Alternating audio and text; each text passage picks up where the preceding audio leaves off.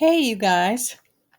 Jeanette here. I thought I would just make a quick video about how to use Google Classroom for our homeschool co-op in teaching our homeschool co-op. Um, so I've had quite a few questions about this. It's really pretty easy once you get down to it. Let me just tell you that it is free. And so this is why we use it. It is a really good interface. It's easy to use, and the kids are somewhat familiar with it because they use this in public school classrooms. They use similar online formats in college and even the workplaces. So it's really good for them to learn to use. So if you have a Gmail, then you have this on your computer already. Okay, or a Google account. So you can use your personal Gmail. That's all you need, just a Gmail address. It's free, of course. Now, I actually this year got my own separate Gmail for just doing this, and that's because it does store things on your Google Drive. And I was I was running out of data room, and so I made my own, but you wouldn't have to do that.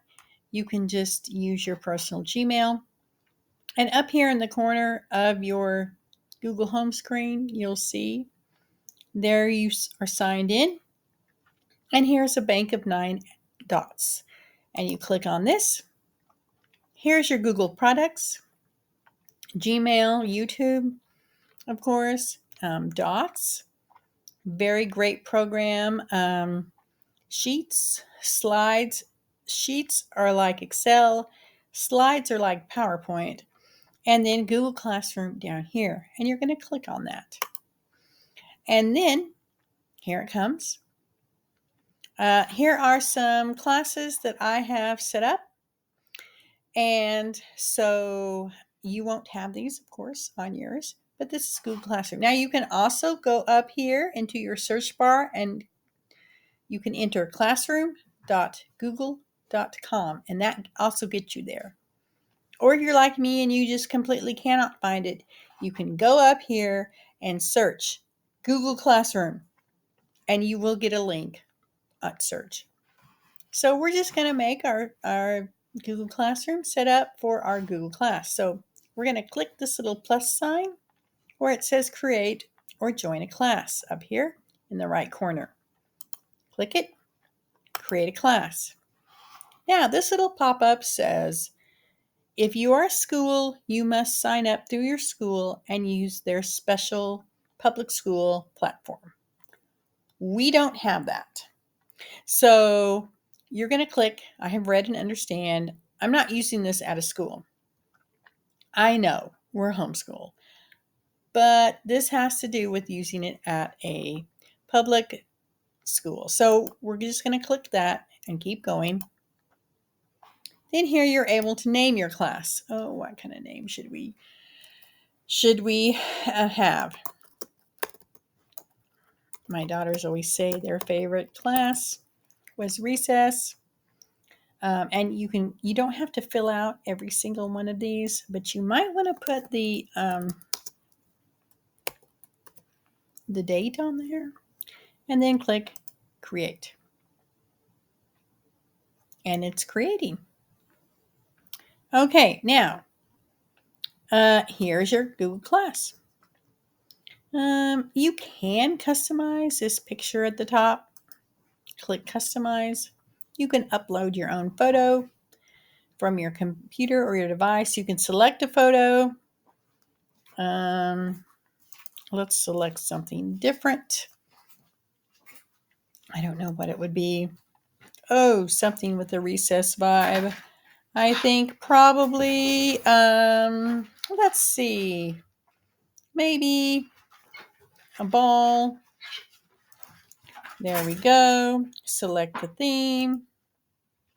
And there we go. Let's save that.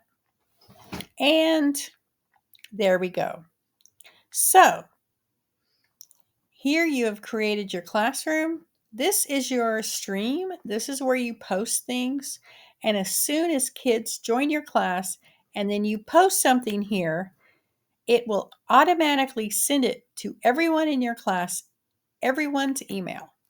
Boom, right there. You don't have to look up emails or post it 300 times. It's right there in their inbox. I also encourage you to let parents join your classroom too. This is the class code that you will give your students to join. Now, I'm not going to go into how that works because your kids know how to use this. They've already been using it in other classes. So give them the class code. They will know what to do with it. You can also go up here to class settings in the right corner. Click the little gear. And here's your name of your class, where we put in the date, the codes. You want this turned on to where you can send class codes. Here's a direct link you can copy and paste. And here's just the code.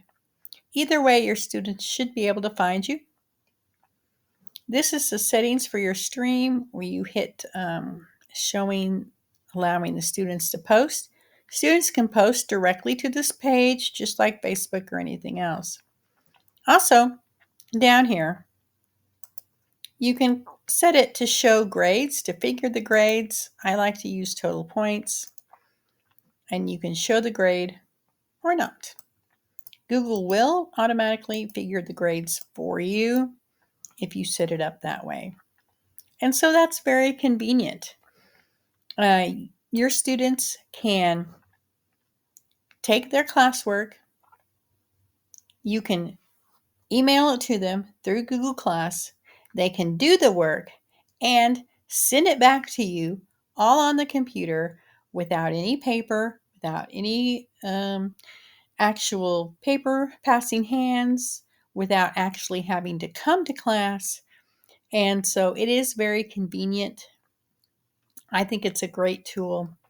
And if you have any questions about it, or there's other things that you want to know, just be sure and ask me. I'm super happy to get with you and answer your questions. I'm going to do another video here in a few minutes about how to set up an assignment and how to assign something. So I hope this is helpful.